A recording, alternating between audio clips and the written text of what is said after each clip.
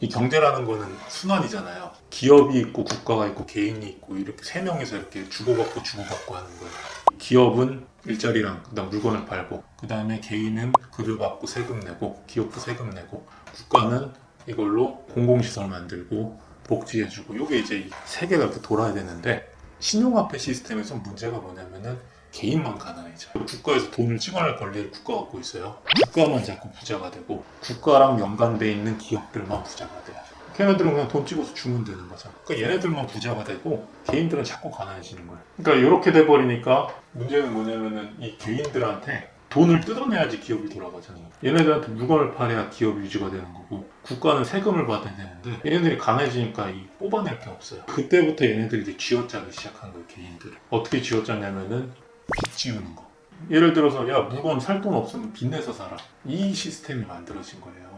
그래서 옛날엔 예를 들어 자동차 같은 것도 현금 주고 샀잖아요. 자꾸 리스 같은 게 만들어지는 거예요. 10개월 할부, 20개월 할부, 60개월 할부. 그 다음 부동산도 예를 들어서 집도 옛날에는 10년 이래가지고 샀는데 20년, 30년, 40년 점점 늘어나더니 아씨 안 되겠다. 40년 일한 거 플러스 10년 저기 대출, 20년 모기지, 30년 모기지, 40년 모기지, 계속 밑으로 누적되는 거예요. 이런 시스템이 되니까 문제가 뭐냐면은 부부가 같이 일을 해야 돼요. 같이. 옛날에는 남자 혼자 일하면 다 부양이 됐는데 어쩔 수 없이 이제 여자들이 필드 나가서 일을 해야 되는 사회가 그냥 만들어진 거예요. 어쩔 수 없이. 근데 이제 이걸 정치권에서는 뭐라고 얘기하냐면은 여성주의로 포장을 하잖아요. 기업에서는 노동자가 필요해요. 싼값에 쓸 수 있는. 여성이 나와야지 같이 경쟁해서 급여를 떨어뜨리는. 그리고 국가 입장에서는 여자도 일해 얘네도 세금을 같이 내요. 뭐 애들 키우고 이건 일단 걔네들이 알바는 상관없어요. 뭐 무슨 상관이에요. 걔네들이 지금 당장 모면을 해야 되는데. 그러니까 여성주의 페미니즘한 애들 와가지고 다 얘네들 일자리로 몰아넣고, 야 니네들 커리어를 가져야 돼. 애 키우는 것보다 그게 더 좋아. 근데 솔직히 말해가지고 평생 일하고 싶은 여자가 어디 있어요. 일한다는 건 뭐냐면 그냥 적당히 그냥 2, 3일 그냥 일하면서 자아 실현하는, 그게 일하는 거라고 생각하지. 걔네 5일, 6일 일하고 싶은 사람이 어디 있어요. 그러니까 대출도 그냥 부부 합산 소득으로 해주고, 그래야지 대출이 더 나오니까. 그럼 먼저 집 사게 해주고, 그러면 인플레 때문에 먼저 오르고, 이런 식으로 이제 계속 갈라치기, 남녀 같이 일하게 계속 만드는 거죠. 그리고 점점 이제 소득이 줄어드니까 결국에는 점점 이 개인들이 뭔가 팍팍해지는. 이 TV 보면 재밌는 게, 옛날에는 뭐냐면은 집 있고 거기 이제 뭔가 이렇게 가구들 낡은 거 있고 알뜰살뜰하게 살고 그 집은 자기 거고. 근데 요새 TV 보면 자세히 보면 어떤 게 보이냐면은 집은 다 삐까번쩍해요. 근데 뭐냐면은 다 전세예요. 다 전세고 집에는 온갖 그 삐까번쩍한 뭐 다이슨 최신 기기는 다 있는데 쓰레기 같은 플라스틱 덩이들만 갖고 막상 자기 살 수 있는 집은 없고. 이게 이제 이 신용화폐 시스템으로 만들어지는 거예요. 이 신용화폐 시스템이 결국 이제 어떤 식으로 이제 이어졌냐면은, 미국에서 이제 금을 더 이상 교환을 안 해주니까 사람들이 달러를 쓸 이유가 없잖아요. 미국에서 어떤 시스템을 만들어놨냐면은 전 세계에다가 항구마다 미군을 막 박아놔요. 그래서 미군 기지를 다 세워서 국제무역할 때는 무조건 얘네들이 다 보호를 할 수 있도록 국제무역을 장려하고 석유를 무조건 달러로만 거래할 수 있게 딱 강제로 만들라고 그래요. 그러니까 석유를 만약에 다른 화폐로 거래를 하면은 가만 안 둔다. 다 뒤져. 이렇게 만들어 놓으니까 석유 에너지라는 건 뭐냐면 우리 삶은 다 석유잖아요. 그죠? 뭐 자동차 운전, 운송, 수송, 따뜻하게 하는 거, 그 다음에 전기, 다 석유예요. 그러니까 석유 없으면 그냥 조선시대예요. 그러니까 이걸 달러로 결제하게 만드니까 금이 없어도 얘가 기축통화 역할을 하는 거예요. 단지 인플레는 굉장히 빨라지죠. 이 미국이 만든 시스템인데, 이게 이제 인플레가 누적되다 보니까 이제 2008년에 무슨 일이 있었냐면 금융위기 알죠? 금융위기가 이제 사실은 어떤 거냐면은 돈을 너무 찍어낸 거예요. 은행에서 더 이상 줄 애들이 없어. 이미 뭐 30년 모기, 40년 이미 다 해줬어요, 대출. 그러니까 아무나 막 해주는 거예요. 노숙자도 해주고 그냥 강아지 이름으로 써서 해도 그냥 해주고. 그러다 보니까 뭐니까 부실 채권들이 회수가 안 되잖아요. 빚이 연쇄적으로 터지다 보니까 신용화폐잖아요. 자본금은 요만큼인데 가짜 화폐들만 이만큼 만들어놨잖아요. 그게 연속으로 다 터지니까 은행이 넘어가. 그때가 이제 리만 브라더스가 망하면서 그 밑에 있는 모든 은행들, 기업들 다 망하고, 미국만 망하는 게 아니고 전 세계가 다 망하게 생긴 거예요. 그래서 그때 이제 연준 회장이 벤 버냉키라고 노벨 경제학상 받은 사람이 있어요. 그 사람이 이제 양적 완화를 최초로 시행을 한 거죠. 양적 완화는 뭐냐면은 그냥 돈을 무제한 풀겠다, 무제한 매입해주겠다.